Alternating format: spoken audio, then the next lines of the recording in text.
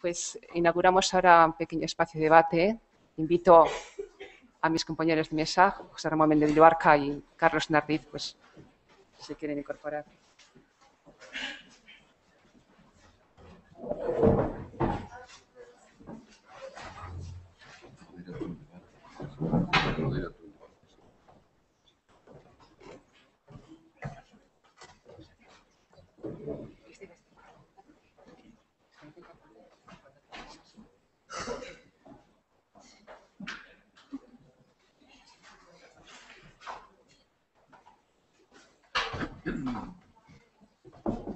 Bien, pues para hacer más dinámico y vivo el debate, pues a través, ¿no?, de las miradas, ¿no?, que aquí se han ido trazando, haciendo una pequeña estado de cuestión de la realidad de los caminos históricos, aparte del prioritario, ¿no?, del Camino de Santiago, pues invitamos a los presentes pues a formular cualquier cuestión que piense que pueda ser factible para iniciar un pequeño debate. Estamos a su disposición y en la medida posible, al menos si somos capaces, pues intentaremos darle respuesta.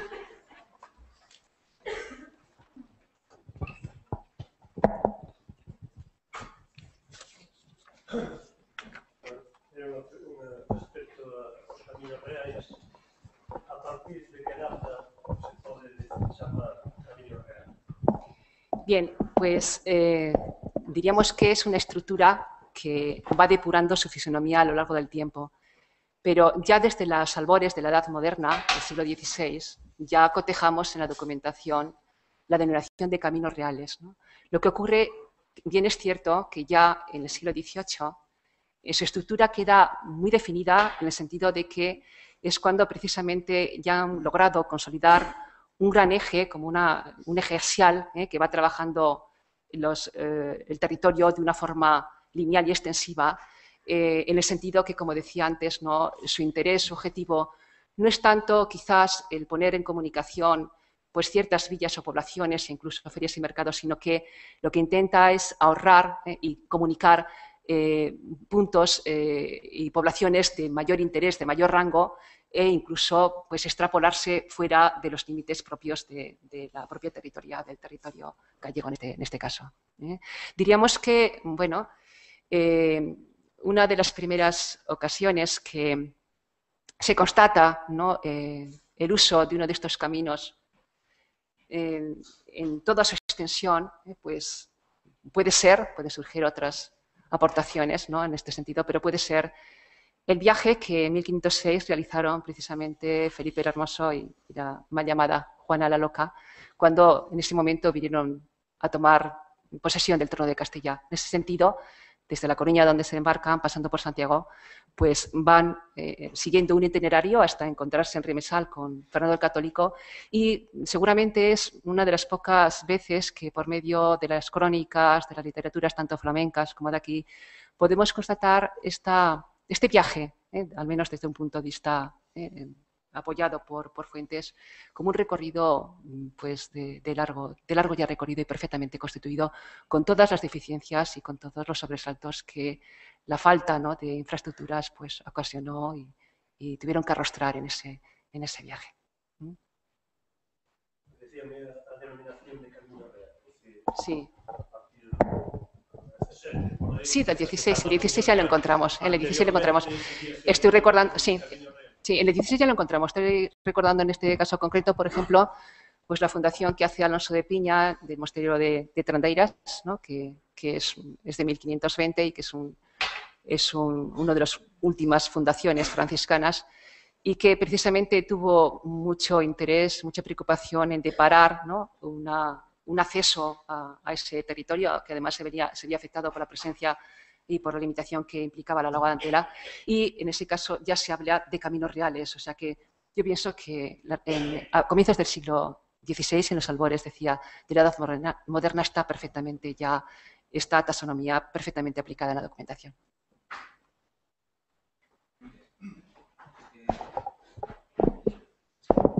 Sí. a lo que se refería usted co tema dos camións reis, non pode ser que precisamente esa documentación que aludes, sendo documentación principal, eses camiños reais sexan precisamente referidos aos camiños principais, cando no recoñecemento popular, cando se pregunta a xente, incluso en moitos dos proxectos de camiños xa de estradas do século XIX que están no Arquivo do Reino, aparecen mencionados camiños reis que digamos que podan ser de segundo ou de terceira orde. O sea, refírome que neses documentos cando ven o rei Filipe ou o candidato Filipe falase de camiño real a un principal, lóxicamente polo que el vai a transitar, pero iso non quere dicir que non existan outros que sexan máis pequenos e que, como moi ben aludía o profesor Nardiz, a característica principal é que ultrapasan os percorridos locais, o sea, non son para desplazarse por unha aldea, sino que, sí, por motivos económicos, van entre poboacións. E claro que sí, en actualidade,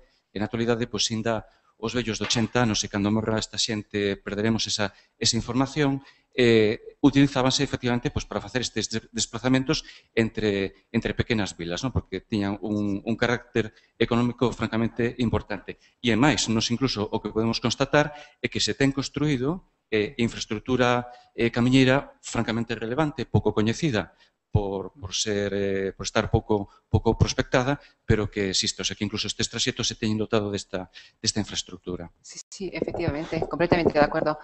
Estamos hablando de una intrincada malla de caminos medievales, ¿no? que forman y articulan el territorio de una forma absoluta, ¿no? y que dan acceso, como es lógico, a toda esa realidad medieval. Aquí se hablaba de monasterios, de centros de poder, o sea, evidentemente, ¿no? Incluso lo que pasa que yo cuando me refería, es decir, quizás haya escogido yo una tipología dentro de las diferentes categorías de caminos, ¿no? Es decir, yo creo que quizás debamos extrapolar, ¿no? este discurso en el sentido de que podríamos hablar de vías de comunicación y dentro de esas vías de comunicación pues establecer esa categoría, ¿no? Entre tanto calzadas romanas como caminos de peregrinación, como vías férreas, como caminos de herradura, que en realidad es quizás a lo que me haya referido.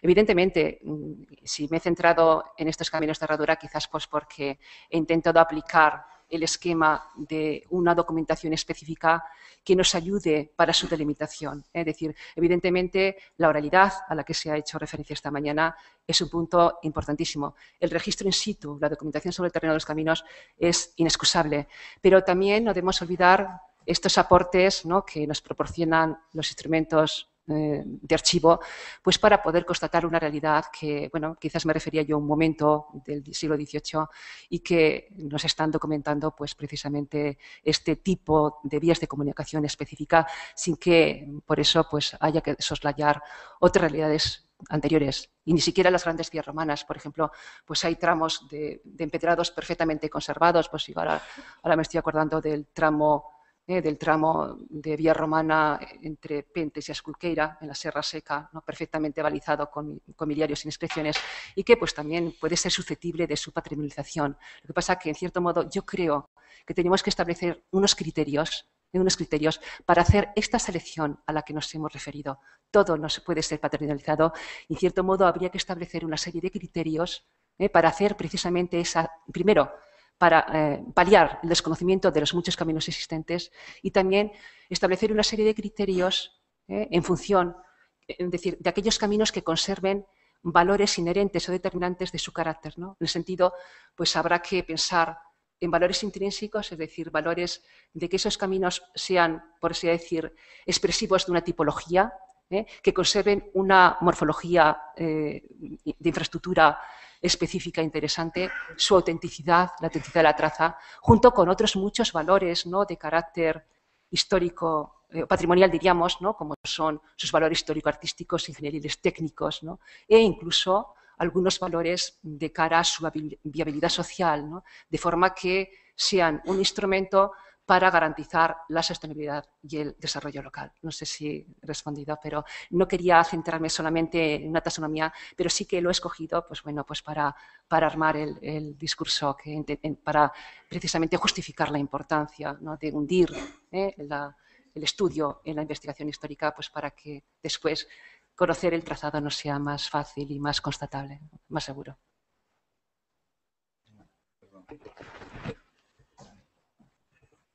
Eu quería facer unha pregunta aos tres, porque, dende logo, cualquier recoñecemento, formulación ou simplemente consideración crítica dese valor patrimonial e o que trae consigo o uso público patrimonial, cultural, que vai levar consigo na súa concreción en ese proceso de patrimonialización cultural, porque o mero feito de interesarse xa estás en ese proceso de patrimonialización cultural, o sea, revivindo unha memoria, unha identidade e unha historia dun país, non?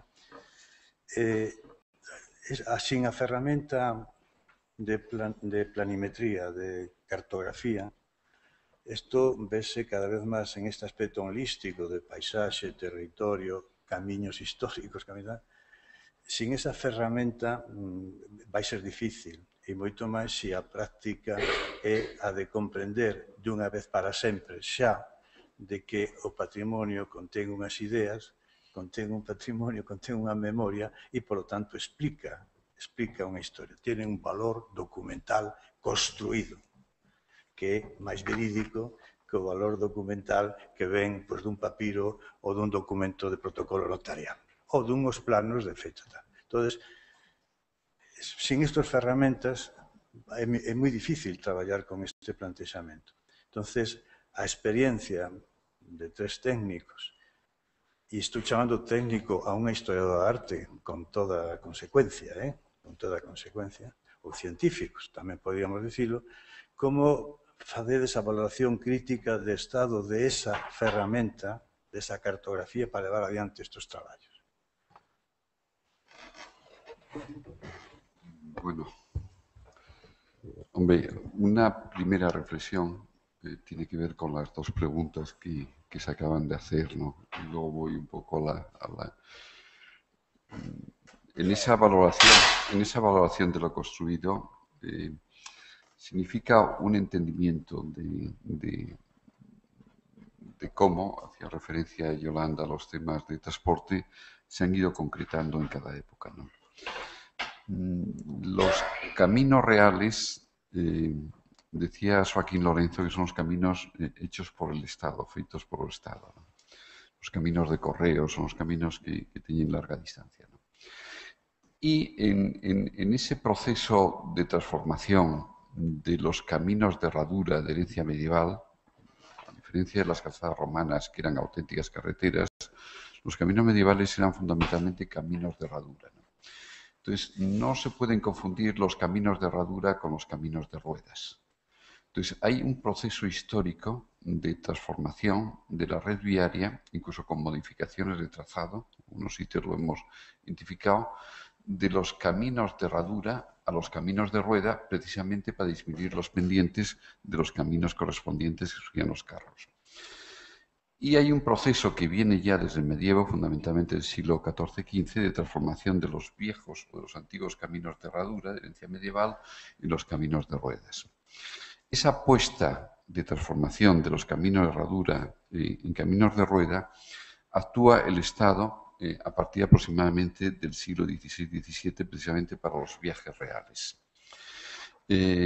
convirtiendo anteriores caminos de herradura en caminos de ruedas, que los carros y los medios de transporte y las mercancías de la época sean capaces de ir, ¿no? Por lo tanto, el Estado tiene una intervención primera a partir del XVI y del XVII en la transformación de los anteriores caminos de herradura en los caminos de rueda. Y el proceso final, en donde ya el Estado toma para sí esa transformación de toda la red de caminos, que luego se traduce en el siglo XIX, para convertirlos en caminos de ruedas que atraviesen los pasos de las montañas, ese decreto que citaba Yolanda de 1671, entre otras cosas para, decía, es un decreto real, para superar uno de los estorbos capitales de estos mis reinos, decía el rey en ese momento, que eran los pasos correspondientes a las montañas por la presencia de las nieves. Por lo tanto, un poco en la dirección de... Y eso a semejanza de los caminos reales franceses, se llamaba también caminos reales, es decir, las nuevas carreteras que acomete el Estado en ese proceso histórico que viene ya desde finales del siglo XV aproximadamente, de transformación de los anteriores caminos de herradura en caminos de ruedas, ¿no? La defensa, digamos, patrimonial un poco y cultural, por tanto, tiene una raíz en ese entendimiento histórico de la transformación histórica de la red de caminos. Hay una cultura ligada a las transformaciones técnicas y a las características de trazado de las redes de caminos. Un poco ese archivo documental que tú hablas en la introducción, recordando a Ramón Piñeiro, en este libro que tienes ahí delante, que es Paisaje y Cultura. En ese archivo, digamos, en esa huella, había unas transformaciones históricas de esa huella como consecuencia de decisiones de las administraciones, pero tienen también una historia desde el punto de vista de las características del propio trazado. Carlos, perdona. Lo que quero referirme é que toda esa valoración crítica, esa reflexión crítica é imprescindible, previa a cualquier cousa de intervención, estudio ou intervención directa no patrimonio. Ten que ter esa reflexión crítica. Pero esa reflexión crítica, ahora tens que obrigatoriamente escribila, e se é máis poética, moito mellor, pero tamén tens que dibuixala, tomar datos de cartografía actual. Entonces, esa ferramenta actual... Era la segunda parte que queríamos referir, sí. La segunda parte, ¿no? Perdón, un poco en mi intervención he hecho referencia precisamente a las carencias cartográficas con las que se ha identificado esas redes, digamos, de caminos históricos, ¿no? Ahí hay un doble apoyo. Un apoyo por parte de la cartografía, de los proyectos concretos de las carreteras a partir de la segunda mitad del 18, en donde están haciendo referencia a los trazados de los caminos antiguos. Por lo tanto, es un documento, la propia cartografía, de los proyectos de las carreteras, tanto el 18 como el 19, es un medio para identificar los propios caminos. Y luego tenemos la cartografía de hoy.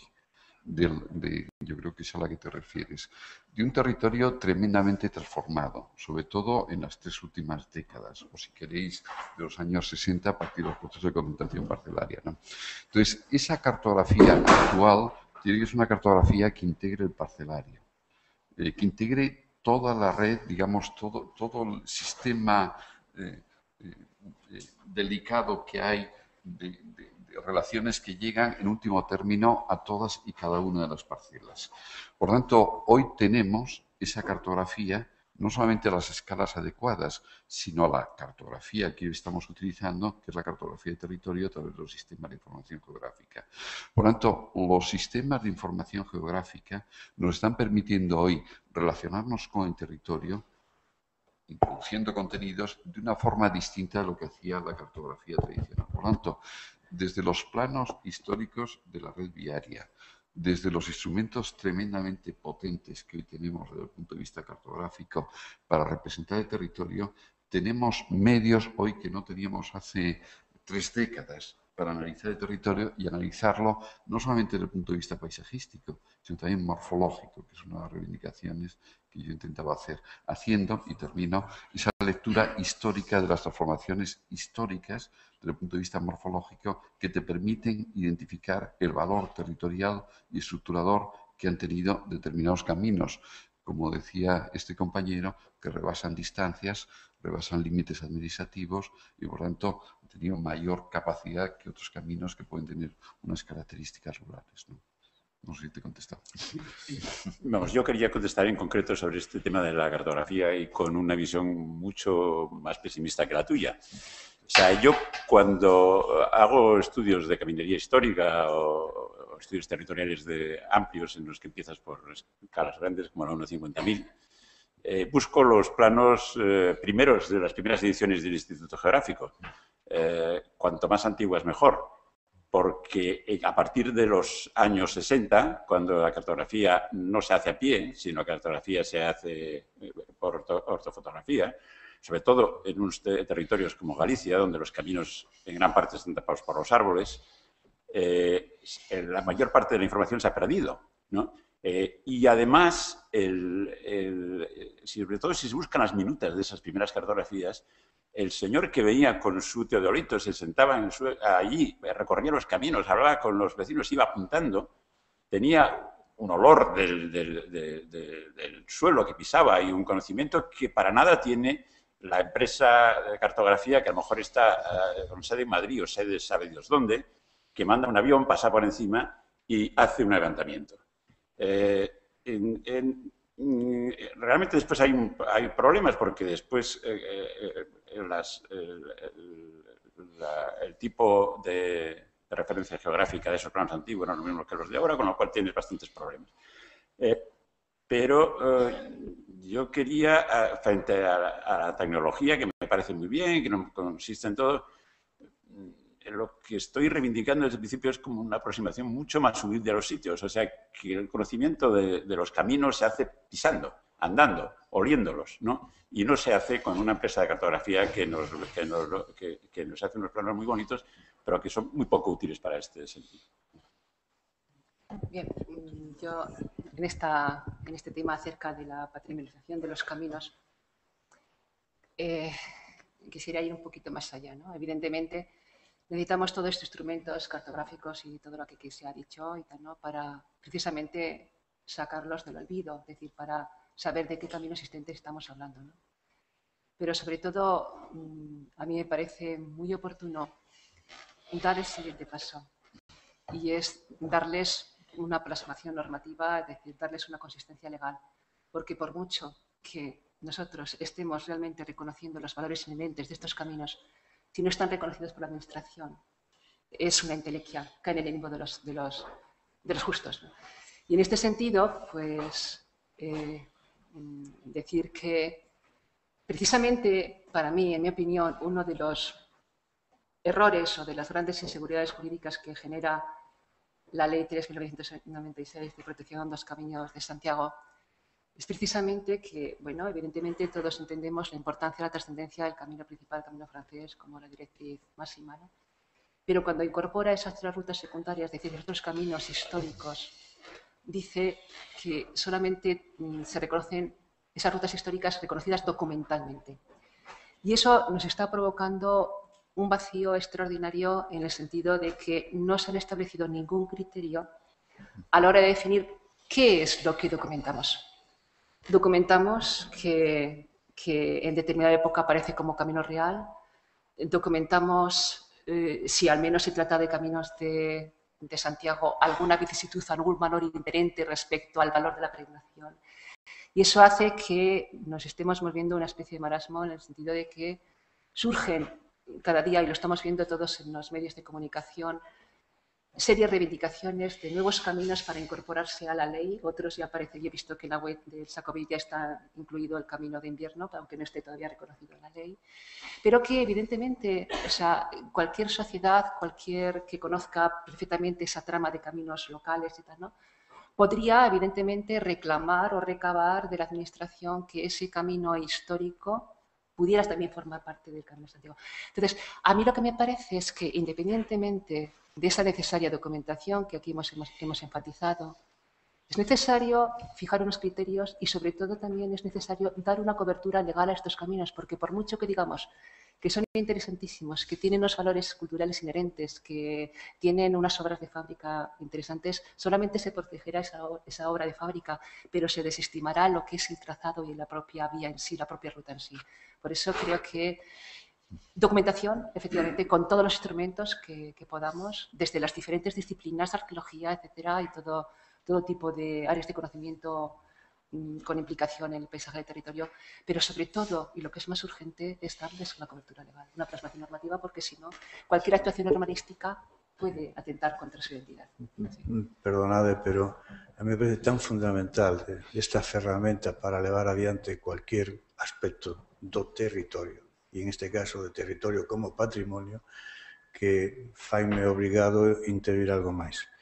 Se eu teño unha acción administrativa recente como a delimitación dun camiño de Santiago ou de histórico calquera, e se me define un territorio histórico, unha traza, un territorio histórico e con sorte un contorno, que é un concepto que habrá que discutir ao largo destas jornadas.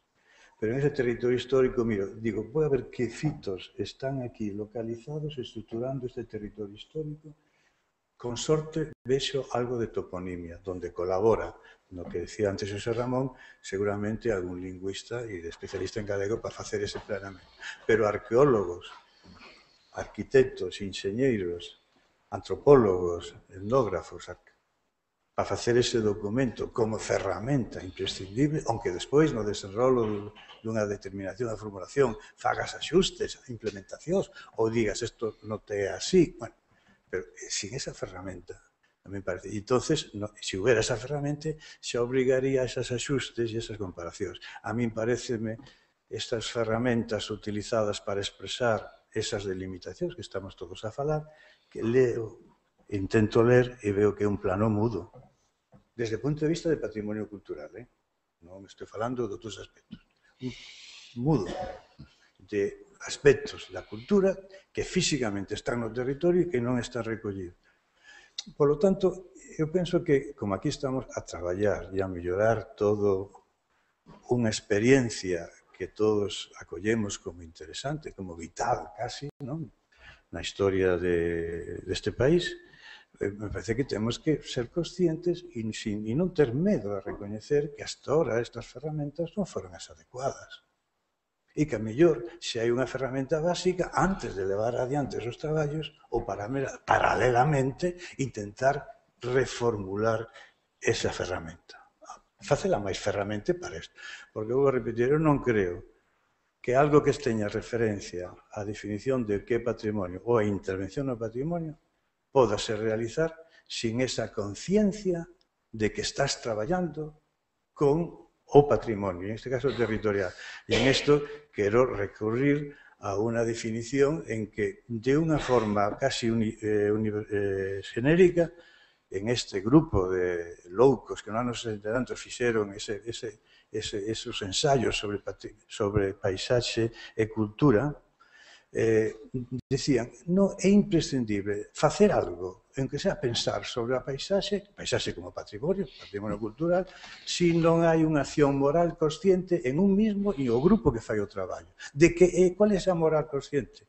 O que é a conciencia de patrimonio. Por lo tanto, eu penso que incluso para estar aquí reunidos en esta xornada, temos todos que ter esa conciencia que estamos a falar de patrimonio, dunha herencia e que temos a obriga de transferirla, non? Bueno, entonces, eu penso que a cartografía debíamos, nas nosas conclusións, poñer algo, non? En ese aspecto. Sí, quizá no me he explicado bien antes y he dado una excesiva valoración después de la intervención de José Ramón Luarca a los instrumentos cartográficos que hoy tenemos, que tienen una cierta peligrosidad, digamos, mal utilizados, ¿no?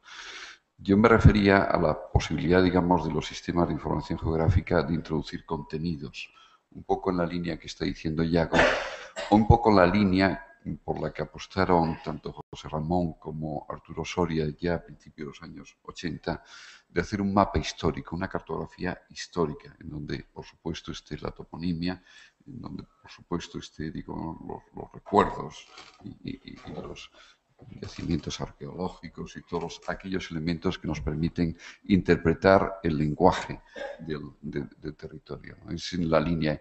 Y a mayores, y también lo acaba de decir José Ramón, yo creo que este tipo de estudios no se pueden hacer ni desde el coche ni desde la bici. Es decir, hay que hacerlos andando, los caminos hay que recorrerlos andando. Andando por el propio camino o mirando el camino, como una de las fotografías que ponía José Ramón, desde fuera, viendo los cierres, viendo los muros, viendo la vegetación, viendo eso que los ambientalistas llaman todo el ecosistema que se ha producido en todos los caminos. Esa percepción lenta, que es una imagen que tú ponías también del libro de Milán Kundera, del territorio, es la que nos relaciona a nosotros directamente a través de la percepción con los valores territoriales y con los valores culturales que tiene todo ese territorio. Por lo tanto, la cartografía, y quizá Ignacio nos hablará más de todas estas cosas, se ha utilizado a veces de una forma discriminada o indiscriminada para la localización de las trazas y los territorios históricos, ¿no? Quizá no se han dado suficiente, no se ha tenido un contacto suficiente con el territorio y creo, al mismo tiempo yo creo que lo debo haber dicho ya 5 o 6 veces, que la visión paisajística de los estudios que hoy hacemos por ordenador, desde la traza correspondiente del paisaje que vienen ya de los años 60, de la visión de la carretera y de los caminos de los paisajistas americanos, es insuficiente para reconocer esas estructuras territoriales históricas, ¿no? Por tanto, a mí me parece un debate. No basta con hacer cuencas visuales apoyadas en el camino para delimitar esos territorios históricos, ¿no? Evidentemente los equipos han recorrido los caminos, ¿no? Pero el entendimiento de la estructura, de lo que hay, del papel no solamente de los caminos, de los monasterios, de los emplazamientos monasterios, de por qué una iglesia se emplaza en un sitio determinado, un cruceiro, un peto de láminas, ¿no? Hay una lectura histórica lenta, y vuelvo un poco a lo que decía José Ramón del libro de Milán Kundera, que es la que nos permite percibir y entender ese territorio, ¿no? Quizá no hay tiempo, vivimos una etapa en donde no hay tiempo para hacer las cosas, es un problema, ¿no? Hay una intervención. Eu quería preguntar, a hora de chegar a conocer un camiño, e en concreto a delimitación do Camiño de Santiago, que datos serían os que máis porta terían? Os datos históricos ou pode haber outro tipo de datos que deixen os históricos en segundo lugar e entón prevalezcan os que non son históricos? Bien. Bueno, pues es que es un poquito al hilo de lo que antes había respuesto, ¿no? Ese vacío desde la propia ley, en el artículo 1.2, si quiero recordar, en lo que dice que efectivamente se reconocen como Camino de Santiago aquellas rutas históricas reconocidas documentalmente. Y eso provoca seguramente mucha inseguridad jurídica porque no se establecen los criterios acerca de qué valores inherentes a esos caminos debemos proteger. Quizás, en el caso de los caminos históricos, en general serían otros. En el Camino de Santiago quizás tenga que obrar algunos valores inherentes a la propia peregrinación y estructura jacobea, ¿no? Quizás pues la aparición de, se me antoja ahora, ¿no? Hacia de pronto, ¿no? Pues quizás su registro en este tipo de literatura ocasional a que me he ido refiriendo anteriormente, la existencia de hospitales propios de peregrinos, quizás también el registro de peregrinos en los libros parroquiales, ¿no? De funciones que a lo largo del tránsito pues hayan quedado ahí registrados, ¿no? Es decir, es que falta eso, falta precisamente la definición de unos criterios que nos hablen cuáles son las rutas secundarias que pueden formar parte de los caminos de Santiago. Pero otra cosa es el resto de los otros caminos que, insisto, deben ser sacados de su olvido. Debe hacerse una selección selectiva y equilibrada de cuáles son aquellos caminos merecedores de ser salvaguardados, con todos los aportes que aquí se han ido definiendo. Y también, como no, también establecer unos criterios básicos para saber en qué condiciones tiene que cumplir para su consideración como tal. Sí, é que eu me refiro en concreto a un estudio feito polo profesor Nardi, o que fixo el referencia no tema do camiño inglés, no tramo de Sigüeiro-Santiago, en concreto desde Agualada ou Vilasús a Santiago, en donde nos seus estudios se concluye con unha proposta que cambia o trazado deste camiño. E entón, eu me pregunto se aí os criterios foron históricos ou de outro tipo, porque realmente eu represento a unha parroquia afectada e estamos en desacordo. E entón, me gustaría que, se é posible, o profesor Nardi nos dese unha aclaración. Sí, el tramo que estudiamos entre Ponte Sigüeiro y Santiago, que estaba señalizado ya desde los años 90, fundamentalmente iba por caminos de concentración parcelaria, puesto que todo ese territorio que era del antiguo concello de Festa, que luego se unió a Santiago, había sido transformado por la concentración parcelaria. Por lo tanto, la señalización previa de ese camino, incluso con discontinuidades muy claras y con tramos que van paralelos a la propia autopista, es decir, que utilizan los propios caminos de servicio a la autopista o que utilizan el camino real, por tanto hay un criterio histórico, es decir, el camino histórico, que es el camino real, no podía coincidir con la carretera de la segunda mitad del 18 porque respondía a unas características de trazado distintas. Por lo tanto, ahí nos encontramos con una señalización brutal, la palabra es esta, una señalización brutal.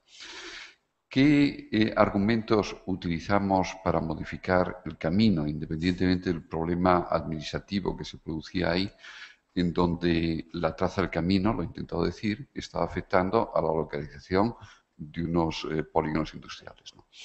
Por una parte, hicimos un estudio muy amplio de toda la red de caminos, desde las características de la cartografía actual, desde el conocimiento andando, pues la cantidad de kilómetros que hice viendo las distintas alternativas, y desde la imagen anterior de todo ese territorio a través del vuelo americano de los años 50.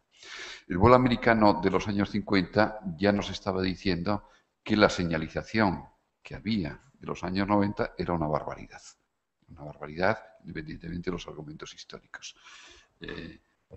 Porque trazaba por pistas de concentración parcelaria, porque lo trazaba por los propios bordes de la carretera o la propia autopista.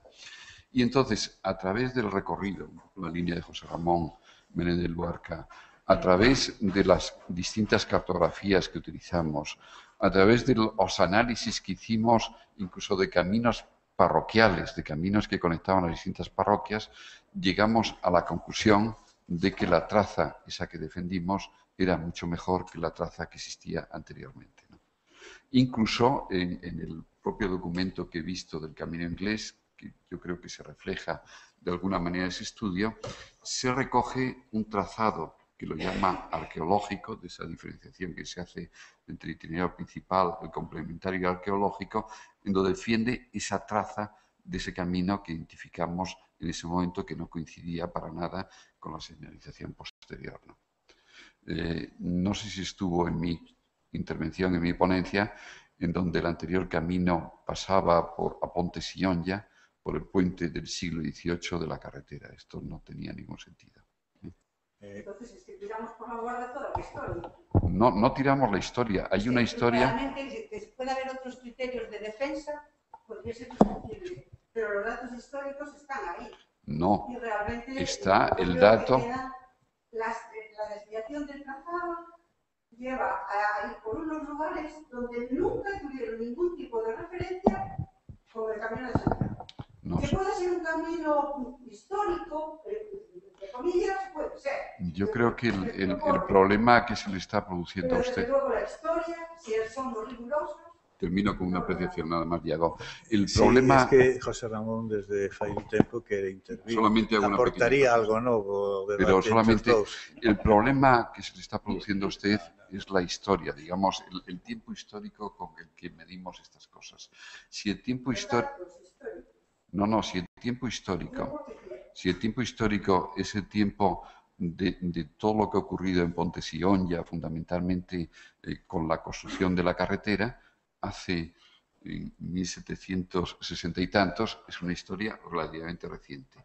Cuando hablamos de la historia o la defensa, digamos, del valor patrimonial de los caminos, estamos yendo más atrás. Estamos yendo al siglo XVI, al siglo XVII, incluso al medievo. Podemos ir más atrás. En Sionja, no lo sé. Perdone, señora, mañá temos unha xornada específica para o Camiño de Santiago e penso que podemos divertirnos no aspecto bo da palabra, non de aspecto. De acordo, o que pasa que como profesional, pues, Mañá vai estar tamén. Eu si tuve intervención a que fixo referencia concreta de ese estudio, pues eu creo que procedía. Sí. Eu que estou no público e non estou conforme, Pero por eso tuvo a oportunidade de falar hasta ahora e mañá continuamos xa nese debate específico, pero eu penso que debemos de seguir cas intervencións de outro talante ou de outro contido que tivemos esta mañá por seguirnos aquí un pouco o programa, ¿no?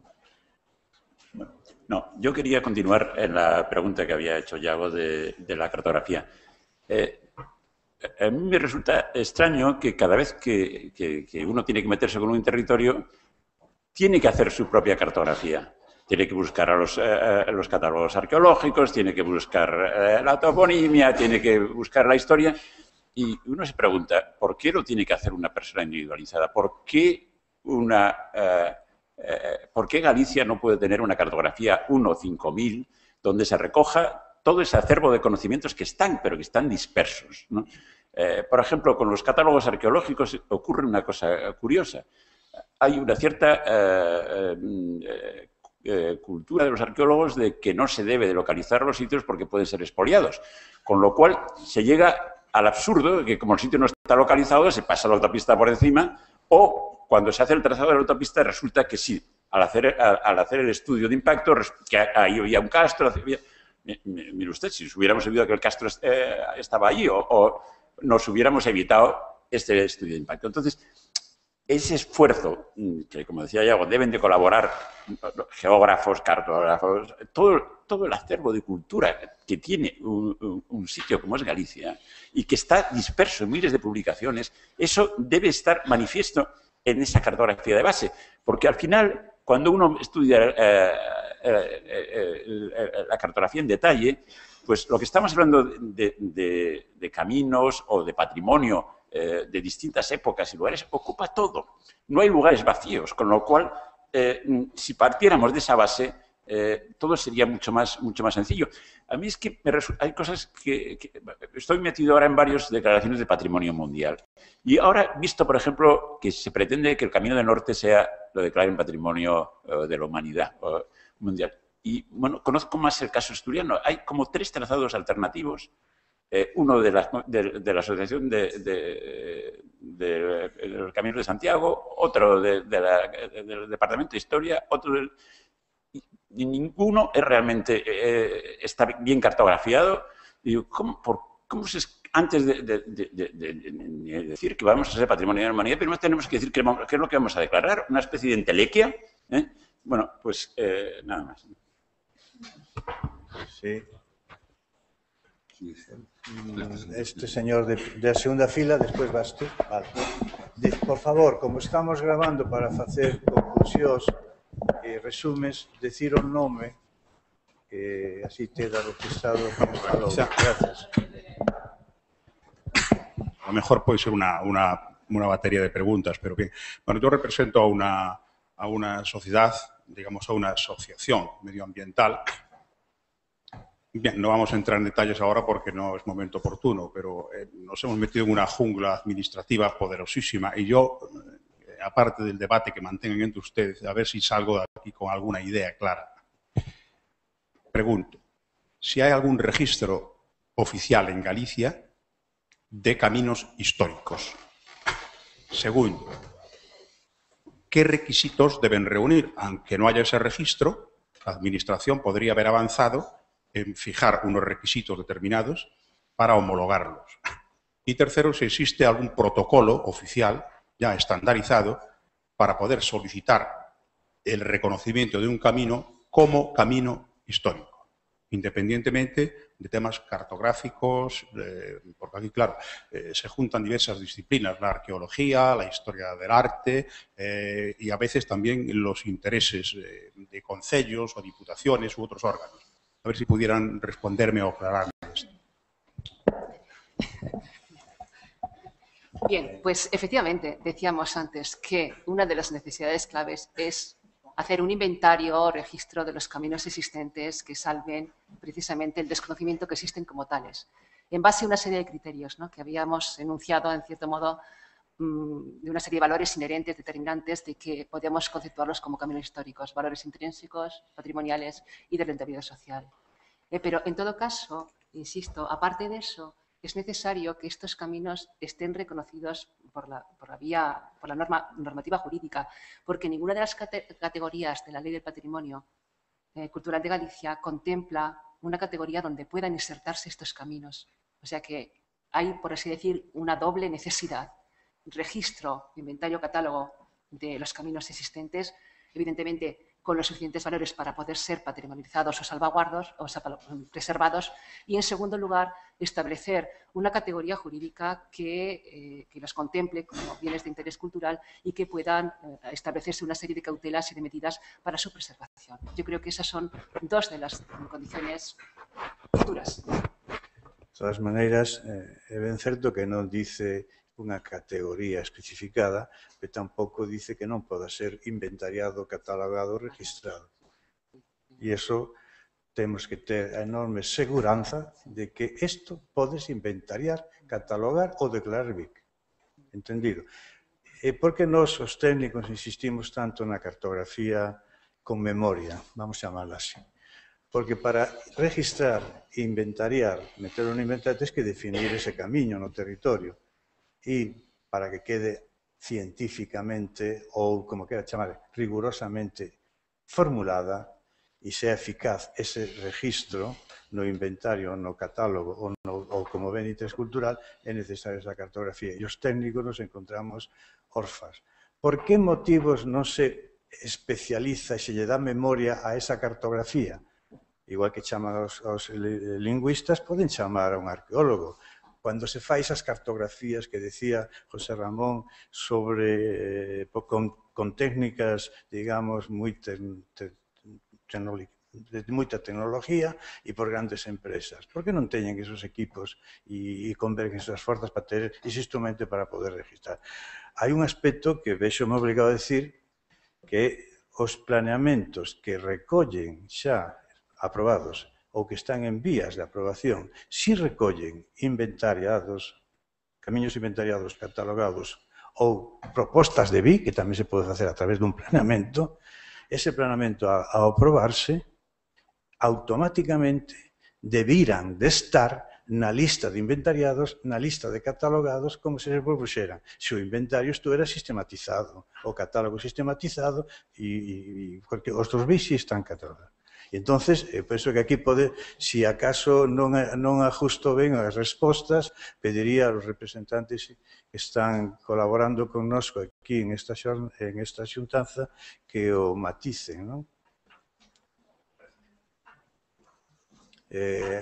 María, máis ou menos está ben o que dixen ou ten algún matiz?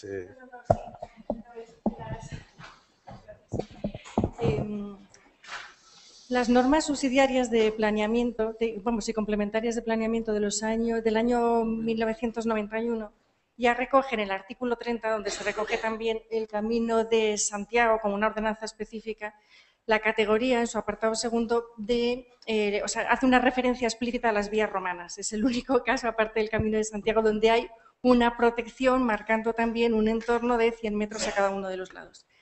Por otra parte, la LOUGA le otorga una protección genérica en cuanto que hay muchos caminos integrados dentro de los suelos rústicos de protección de patrimonio. Y se hace una alusión también en el artículo referente a la adecuación al entorno, en el 104 me parece que es, a los caminos, ¿no? Bien, es verdad que dice como de carácter pintoresco, no sé cómo es, pero bueno, que se viene identificando a veces con las características de un camino tradicional.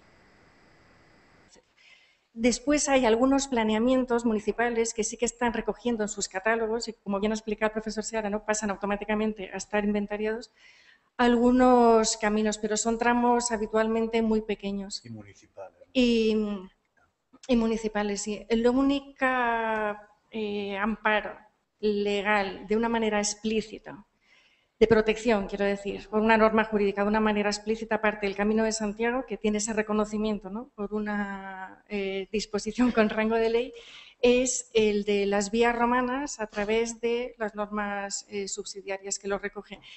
En el caso de la vía, me parece que aludiste tú esta mañana, Carlos, a la vía 17 o 18 me parece que es, ahí que, aparte de lo de las normas subsidiarias, lo que ocurre es que al no estar identificados todos los tramos de la vía, ha existido como alguna dificultad en alguno de los concellos por los que atraviesa para poder recogerla en el planeamiento municipal. Algunos se han atrevido porque había ya documentación exhaustiva para conocer por dónde iba el trazado y otros ayuntamientos no lo han podido corregir, aunque de algunos me consta que tenían interés, pero incluso entre los propios arqueólogos hay una diferencia grande, en concreto con esa vía, en torno a su ubicación y localización, ¿no? Por eso, y esto es independiente de la protección jurídica, lo más urgente realmente es identificar exactamente esos caminos, y más esos caminos como el de Santiago, ¿no? De largo recorrido, las calzadas romanas, sobre los que los propios expertos tienen muchas dudas, ¿no? Ese es el paso primero realmente. Una cierta protección genérica tiene. Yo no tengo mucho conocimiento, ahora no estoy muy familiarizado con la normativa gallega, pero me ha tocado participar ahora en el reglamento de la Ley de Patrimonio Andaluza y les he intentado convencer con nulo éxito que los caminos, la protección de los caminos era, que no figuraban en la ley, era tan fundamental como que lo que estamos protegiendo como patrimonio son una serie de elementos aislados. Y lo que hace el camino es darles hilazón. Estaba diciendo, mire ustedes han entendido el patrimonio, que como si fuera la literatura, han protegido el diccionario. Como al diccionario le han quitado los verbos, que es lo que une los sustantivos y los adjetivos entre sí, pues no hay literatura, hay un diccionario como patrimonio, ¿no? Yo creo que para mí el planteamiento, la defensa del camino tiene esa importancia, que establece esa ligazón y constituye el patrimonio como una totalidad. Por lo tanto, no es un caso que digamos que escogemos este o catalogamos este o otro tramo. Es que hacer que esa trama aparezca como patrimonio o no es dos interpretaciones distintas. Ustedes quieren la literatura o prefieren el diccionario. Si prefieren el diccionario, quédense con él, ¿no? Sí. A nivel de literatura, podemos entender que está más o menos... Sí, pero yo creo que para xente que está introducíndose en aspectos administrativos imprescindible, por outra parte, en unha sociedade democrática e constitucional que nos obriga a moitas cousas desde que se aprobou a Constitución, é o seguinte, que para meter no registro de un inventario que a categoría de simplemente inventariado, catalogado ou non, necesita un proceso reglado e o catalogado tamén, é un acto casi administrativo nada máis, de solicitar inscribirse ou de acto digamos, de oficio de todos esos inventarios que estaba dicindo José Ramón, que están feitos de oficio metelos no inventario. E iso daría moita sentido democrático ao patrimonio cultural e a súa, digamos, dominio público cultural al cual a Constitución nos obriga a dar acceso á cultura. E ese dominio cultural que a veces entra en fricción co económico, bueno, pero está aí. Por lo tanto, eu penso que aí debíamos tamén de reflexionar e sacar conclusións de que pedir de alguna forma cordial e en confianza pues, as administracións, a todas, porque pode ser desde a local hasta a autonómica e incluso estatal, se é un monumento interautonómico, pues que se poñan a traballar en este sentido, porque penso que vai sendo hora, non? Entón, eu quero, o que acaba de dicir Yolanda é moi importante. Os procesos de patrimonialización cultural teñen un punto de inflexión importantísima, que é a inscripción en un inventario ou a declaración de BI. E ese é tan importante, ese eslabón do proceso de patrimonialización cultural, porque se garantiza a continuidade dese proceso e, sobre todo, para novas xeracións, que é o sentido de patrimonio. E aquí o que organiza estas xornadas é a sección de o patrimonio de bens culturais do Consello de Cultura Galega. E está invitada a Dirección Xeral de Patrimonio Cultural. E temos unha invitación que estamos moi orgullosos de tela, que está representando tamén unha institución nova que vai a ter un enorme papel no futuro en Galicia para levar adiante as converxencias da Lei de Paisaxe e ordenación do territorio ca patrimonio cultural, que é a subdirectora do Instituto da Paisaxe de Galicia, que esta tarde aproveito para decir que moderará unha das mesas e así xa estou presentando. Bueno, lo tenía reservado para mi intervención de la mesa de la tarde, pero bueno, ya que se planteó la cosa, pues hablamos un poco de la cuestión. Yo soy Dolores Méndez, que dirijo el Departamento Jurídico del Instituto de Estudios del Territorio. Chámase María Dolores Méndez Torres. Exacto. Bueno, es fundamental la coordinación entre todas las administraciones, ¿no? La local, la autonómica e incluso la estatal. Comenzando por la administración local, la Ley de Bases, el texto refundido de la Ley de Bases del Régimen Local establece en su artículo 74 que son bienes de uso público local los caminos. Eso incluye todos los caminos, tanto los históricos como los demás que pasen por su territorio. El artículo 86 establece que las entidades locales están obligadas a formar inventario y entre el inventario de sus bienes están también los caminos. Es cierto que es un gran defecto de los concellos la carencia de estos inventarios de caminos. Por su parte, la Ley Reguladora de Bases del Régimen Local, en el artículo 25, establece que le corresponde a los ayuntamientos esa competencia sobre el mantenimiento de los caminos y de todas las vías rurales. Eso no significa... ¿Perdón? No sé, que grito mucho, ¿no? Non é a subdirectora, é o micrófono. Eso no significa que todo esté en manos de los concellos.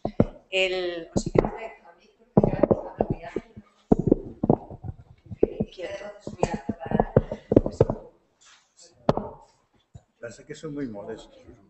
Que me muevo mucho. Bueno, procuraré estar más quieta.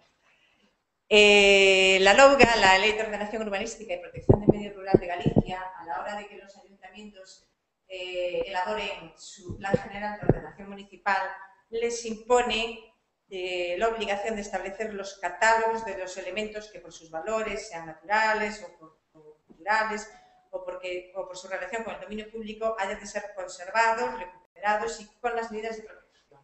Y entre la documentación específica que tienen que presentar los planes generales está el catálogo de esos elementos a proteger. Normalmente no se incluyen entre esos catálogos de elementos a proteger lo que son los caminos, pero sí que es una vía muy directa, muy interesante y en la que cualquiera puede participar, porque los planes generales de ordenación municipal se exponen al público, cualquiera puede hacer sus aportaciones. Ese es el momento en el que cualquiera que tenga conocimiento de que ese camino en concreto es necesario protegerlo, debe ponerlo en conocimiento del ayuntamiento para que lo incluya en su catálogo de bienes. Ese, digamos, es la vía más directa de protección de los caminos, ¿no? En el momento que se incluye en el catálogo de bienes municipales, que además tiene la ventaja de que tienen que renovarse anualmente, aunque también es algo que siguen incumpliendo, pero que con esa obligación de actualización anual, pues en cualquier momento que se ponga en conocimiento la existencia de un elemento que se debe proteger y que entra entre sus competencias, se puede, con un acuerdo plenario, pues incorporar al inventario de bienes municipales. Otra figura para proteger son los planes especiales de protección, entre los que se puede incluir pues, las vías, sean caminos tradicionales, sean caminos históricos, todos aquellos que cualquier elemento de interés que se considere proteger. Y que tiene la ventaja de que pueda afectar a uno o más ayuntamientos, porque la competencia de un ayuntamiento es exclusivamente en el territorio de la administración municipal. Sin embargo, un plan especial de protección puede afectar a varios términos municipales. Bueno, eso luego profundizaremos un poco más por la tarde en este tema, si os parece. Tenemos que poner, son 2:30, sí, 10 minutos. Bien, efectivamente, uno de los modos o de las vías de protección de estos caminos es precisamente que estén inventariados en los planeamientos municipales. De hecho, seguramente son los instrumentos más eficaces para la conservación del patrimonio histórico-artístico en un espacio determinado. Y efectivamente, las administraciones locales tienen la obligación de colaborar y de cooperar con los órganos de la Xunta para precisamente garantizar la conservación de estos caminos y, en caso de peligro de infracción, comunicarlo, ¿no? Pero esto quizás afectaría a los caminos que son reconocidos patrimonio cultural. El artículo 32.2 del Patrimonio Cultural de Galicia, bien sabemos que nos dice que establece que todos los proyectos, planes, programas, seguramente no diré textualmente, ¿no? Tantos públicos como privados que afecten que supongan un riesgo en el patrimonio cultural de Galicia, pues deben ser informados, ¿no? Pero lo que ocurre es que, salvo los caminos que están protegidos por medio de la Ley de Protección del 96, el resto de los caminos no tienen ninguna consistencia legal. Entonces, por mucho de que estemos de acuerdo en que reúnen y condensan una serie de valores histórico-culturales, como no existen para la ley, pueden estar sometidos a cualquier infracción porque no se consideran todavía patrimonio cultural, a excepción, insisto, de esas grandes vías romanas a las que hemos hecho alusión. Entonces, ni siquiera el artículo 32.2, que afectaría o que daría una amplia discrecionalidad a la Consellería para actuar en cosas arbitrarias, ni siquiera creo, si no están inventariados, que pueda precisamente establecerse una acción de tutela o de salvaguarda, creo yo. No sé si... No, pero a ver, María, muy cortito, que está Isabel esperando. Perdón. No, aquí simplemente aclarar que nosotros en los informes, en la tramitación de evaluación ambiental, sí que los estamos teniendo en cuenta, amparándonos en esa protección genérica del medio rural y por su interés cultural que tienen. Entonces, en muchos de esos casos sí que estamos protegiendo por esa vía, porque además es el único caso de nuestra ley en que se dice que el informe nuestro es vinculante, ¿no?, a la tramitación ambiental, y cuando se detectan sí que se informa de la necesidad de conservarlos. Isabel Aguirre, por favor. Hai alguna intervención solicitada máis? Pois que a intervención de Isabel máis a contestación da mesa remataríamos hasta as 4:30 que nos reiniciamos aquí presentes. Muchas gracias. Bueno, soy Isabel Aguirre, arquitecta, directora de la Escuela Gallega de Paisaje y del Máster de Arquitectura del Paisaje. Evidentemente estoy encantada de que se hable del tema de los caminos en términos generales, porque evidentemente los caminos son la estructura del territorio construido y que son el soporte del paisaje. A mí me parece que el Camino de Santiago está en todos los debates, en todos los foros y tiene muchísimos mecanismos de protección. Los nuevos caminos, evidentemente, tendrán que ser acotados, catalogados, etcétera. Que también me parece que sería interesante tener en cuenta este dicho de que todos los caminos llevan a Santiago, porque fijar que este camino va por aquí necesariamente. Los peregrinos utilizaban los caminos que existían y si se moría el mesonero que tenía el mesón en el camino que estaban utilizando y abrían otro mesón en el pueblo de al lado, el camino se trasladaba al pueblo de al lado, con lo cual el ámbito, además de discutible, evidentemente tiene que ser muy amplio. Pero lo que me ha encantado es escuchar a la profesora Yolanda hablar de los caminos reales, la construcción de los caminos reales. Y me ha encantado ver que cuando se inicia la idea de construir la red de caminos reales por parte del Estado, he tomado nota de que se registraron los nombres, los cruceros, los bosques, las marcas, los pilones, las fuentes, las actividades como los curtidores, las tabernas, los voladizos, las ventas, los pasos, los portazgos de los puentes, etcétera, etcétera. Que ese estudio minucioso, realizado con toda la precisión, a pie y a caballo, por equipos de gente que vivían y conocían el lugar, después dio lugar a la construcción de los caminos reales, que mucha parte de ellos utiliza los recorridos antiguos, pero abre nuevas vías, evidentemente. En este momento, en Galicia, tenemos la triste realidad de las infraestructuras viarias que se han ido construyendo sin registrar prácticamente nada, con unos estudios de impacto ambiental que intentan pintar de verde lo que se ha ido destruyendo.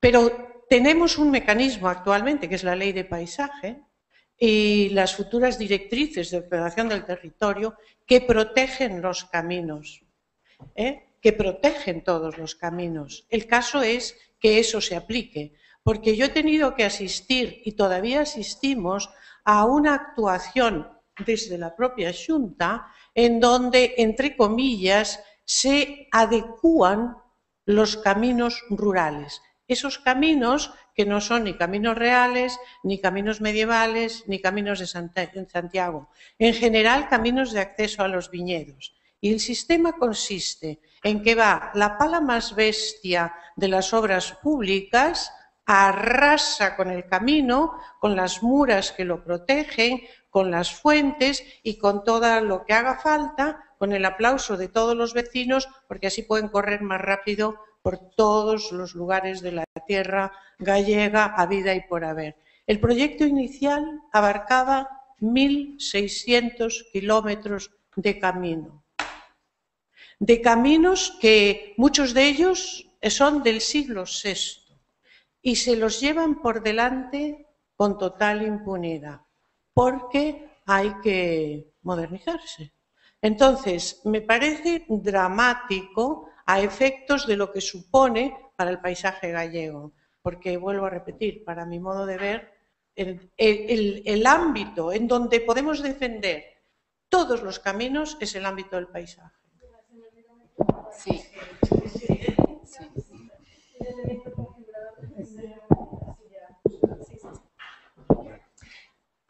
Brevemente, la respuesta, efectivamente, la nueva categoría de paisajes culturales, ¿no?, que se define por el Convenio Europeo de Paisaje, ¿no?, ratificado por España en 2007, pues nos introduce una nueva categoría más amplia y dentro de los paisajes culturales se contemplan efectivamente las grandes infraestructuras de comunicación y transporte, así como también los caminos generadores de paisajes culturales, ¿no? En este sentido, pues entiendo que efectivamente es una apreciación del paisaje cultural mucho más abierto que la que señala la UNESCO, en el sentido que solamente recogía aquellos caminos de valores excepcionalmente universales, ¿no?, y que entra en su consideración pues otra serie de caminos, tanto rurales como urbanos, pequeños, donde entra la concepción de la percepción también de lo espacio-temporal, ¿no? Pero incluso yo iría más de esa observación. Yo creo que los caminos merecen un espacio propio, una entidad propia, en el sentido de que podría formarse también un plan nacional de caminos, de vías históricas, no caminos, de vías históricas, porque hay entre ellas toda esta taxonomía, y en perfecta colaboración y complementariedad con otros planes nacionales que se están ocupando en estos momentos de bienes culturales con especial implicación en el paisaje, como es el patrimonio industrial o el plan de paisajes naturales. En ese sentido, pues diríamos que tendríamos una cobertura más amplia que nos permitiría pues extrapolar, ¿no?, estas condiciones locales, de pequeñas miras locales, en el sentido de insertarlo pues también, ¿no?, en un instrumento de gestión que nos permita pues precisamente unificar criterios y establecer unas estrategias futuras. No sé si te he contestado. Sí, perdón, sí, me parece, sí. Y lo he discutido mucho en el grupo de investigación al que pertenece Sí. de la Politécnica de Madrid, que lo de decir paisajes culturales me parece una redundancia, porque el paisaje de por sí es un patrimonio cultural. Sí, sí. Claro, entonces los paisajes culturales, todos los paisajes son culturales, pero bueno, esos son ya... No, una cosa brevísima, solo quería referirme a que hay un precedente que es el suizo. En Suiza hay una sociedad confederal dedicada a la catalogación de los caminos, pero ya desde principios del siglo XX, dedicada a la catalogación de los caminos históricos. Suiza es un país que ha vivido del turismo cultural, del paisaje, bueno, ahora vive también de la banca, pero bueno, este era como el motivo de orgullo nacional. Y es tan potente este organismo de inventariado de los caminos que tiene capacidad de veto de cualquier obra que se haga en Suiza, ¿no? Yo es el único precedente que conozco de la importancia que se ha dado a este tema. Comento una cosa. No, y no solo las obras públicas, sino también la concentración parcelaria, los procesos de urbanización, los propios ayuntamientos que se han citado, asfaltando y ampliando caminos, ¿no? De todas maneras, a esa referencia que hacía Yolanda, ya el Ministerio, que entonces se llamaba de Obras Públicas, intentó en el Plan Director de Infraestructuras, es una palabra que a mí no me gusta, del año 93 incluir las vías romanas, los caminos de la Mesta y los caminos de Santiago. Pero el problema no es este. El problema no es un plan, digamos, que incluye y valora esto. El problema, y vuelvo a la reflexión de José Ramón, el problema es que es un patrimonio que hay que verlo desde la cercanía, desde la distancia, desde el recorrido a pie. Y pongo un ejemplo. También tiene que ver con los estudios de impacto ambiental. Hace 2 años organizamos un congreso en La Coruña que llamamos Carreteras, Cultura y Territorios del Colegio de Ingenieros de Caminos, ¿no? Y hablamos del valor patrimonial de las carreteras y los caminos. Bueno, pues a raíz de una intervención, de una ponencia, el propio Ministerio de Obras Públicas que intervenía se dio cuenta que el Ministerio, por un proyecto de una autovía que había, no había tenido en cuenta una vía romana, la de Usama Agustóbriga, que hay un estudio, un ingeniero de caminos, que es el que introdujo la denominación de las vías romanas, no se había dado cuenta del trazado de esa vía. O sea que no es tanto el problema, digamos, de mirar estas cosas a nivel nacional. Yo creo que las autonomías, no los ayuntamientos, las autonomías tienen un valor fundamental en la defensa de este patrimonio, ¿no? Y vuelvo a la reflexión que hacía José Ramón al principio de su intervención hoy, ¿no? Es un patrimonio muy poco valorado. Muy poco valorado. Valoramos los yacimientos arqueológicos, valoramos las iglesias, valoramos los monasterios. Pero ese elemento que da sutura, me ha gustado mucho la reflexión que has hecho, José Ramón, al territorio y a los valores patrimoniales, que los conecta, que los liga, no lo valoramos. No lo valoramos desde la ingeniería, desde los que proyectamos la vida, pero es que no se valora tampoco ni desde los, perdona María, no se valora ni desde los responsables, digamos, de las comunidades autónomas, ¿no? Hay una falta de valoración de estos elementos que los asociamos a elementos funcionales. Es muy difícil que a través de un planeamiento urbanístico, un camino histórico, un camino real, sea defendido, porque el planteamiento del municipio, cuando está haciendo ese planeamiento urbanístico, es transformar cualquier tipo de red viaria, porque así lo demandan los vecinos, en una nueva accesibilidad que es la que defienden los vecinos por el tráfico rodado. Por lo tanto, defender el valor patrimonial de estos caminos es difícil si la administración autonómica no actúa de forma positiva reivindicando este patrimonio, más allá, como ha dicho muy bien Yolanda, de los caminos de Santiago, ¿no?